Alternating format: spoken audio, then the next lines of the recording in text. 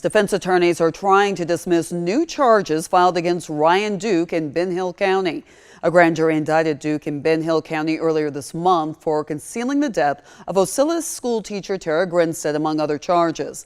That indictment came less than 2 weeks after an Irwin County jury acquitted Ryan Duke on the murder charge of Tara Grinstead in neighboring Irwin County. He was sentenced to 10 years in prison for concealing her death. But as Ashlyn Webb reports, there's a debate now over whether Ryan Duke can still be prosecuted for those new charges. Yes, this week Ryan Duke's defense attorneys filed what's known as a plea in bar, citing statute of limitation. To sum that up, they're arguing that District Attorney Brad Rigby missed his deadline to prosecute Duke in Ben Hill County. With all charges Ryan Duke faces in Ben Hill County, there's a statute of limitation of 4 years, meaning the district attorney can prosecute Duke 4 years from the time authorities had evidence that a crime occurred. This is where there's a debate between the prosecution and the defense. DA Brad Rigby argues the clock starts ticking on this 4-year limit beginning February 19, 2017, when they got a tip about Ryan Duke. Mercer Law professor David Odell says typically that would have already expired.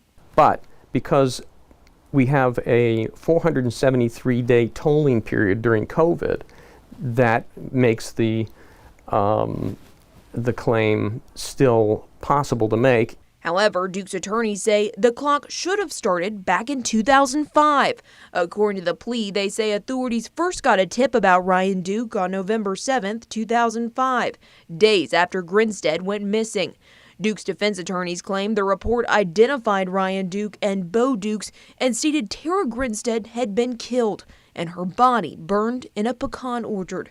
The plea claims authorities checked a small section of the orchard but found nothing. At 2005, they may not have had enough evidence to charge.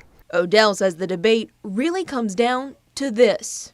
When did they have reason to know about the concealment and these other things? And the question is, does it relate back to 2005 when they first had these guys' names in the hopper? Or was it 2017 when they really came to realize that these are the guys? Duke's defense team say authorities received more tips about Ryan in 2007, 2008, and 2016. During the murder trial last month, former GBI agent in charge Gary Rothwell says it was his fault the Bureau did not follow up on tips about Ryan Duke.